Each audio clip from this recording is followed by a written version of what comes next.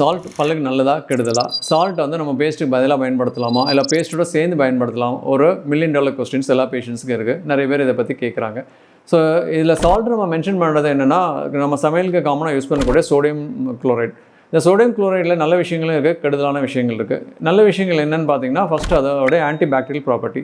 இந்த ஆன்டிபாக்டீரியல் ப்ராப்பர்ட்டினால மவுத்தில் ஏற்படக்கூடிய ஒரு சின்ன பயோஃபிலிம், சின்ன படலம் ஃபார்ம் ஆகி உங்களுக்கு பிளாக் ஃபார்மேஷன் ஆகும். இதை கண்ட்ரோல் பண்ணுறதுக்கும், பாக்டீரியல் இன்ஃபெக்ஷனை கண்ட்ரோல் பண்ணுறதுக்கும், கம் கேர் வந்து ஹெல்த்தியாக மெயின்டைன் பண்ணுறதுக்கும் இந்த சால்ட் வந்து நமக்கு ஹெல்ப்ஃபுல்லாக இருக்குது.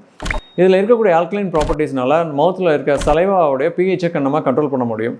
சலைவா பிஹெச் வந்து அசிடிக் இருக்கும்போது, அசிடிக் ஃபுட்ஸ் அதிகமாக சாப்பிட்றவங்களுக்கும், இல்லை ஆசிட் ரிஃப்ளெக்ஸ் அதிகமாக இருக்கவங்களுக்கும் எனாமல் எரோஷன் ஆகும்.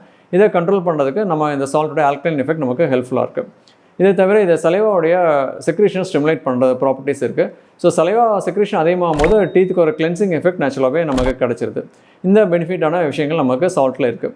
என்ன கெடுதலான விஷயங்கள் அப்படின்னு பார்த்தீங்கன்னா, அதில் இருக்கக்கூடிய அப்ரேசிவ் கண்டென்ட். நீங்கள் சால்ட் அப்படியே எடுத்து நீங்கள் மவுத்தில் எடுத்து தேய்ச்சிங்கன்னா எனாமல் எரோடாக இருக்கான வாய்ப்புகள் இருக்குது. இல்லை பேஸ்ட்டோட நீங்கள் அதை யூஸ் பண்ணிங்க, கல் உப்பு பயன்படுத்துகிறீங்க, இல்லை காமன் சால்ட் யூஸ் பண்ணிங்கனாலும் இதே சைடு எஃபெக்ட் உங்களுக்கு நடக்கிறதுக்கு சான்சஸ் இருக்குது. இதை தவிர இதில் ஃப்ளூரைடு அப்படிங்கிற ஒரு சத்து இல்லாதனால ஃப்ளூரைடுனால கிடைக்கக்கூடிய எனாமல் ப்ரொடெக்ஷன் அப்படிங்கிற பெனிஃபிட்டை நம்ம இழந்துடுறோம்.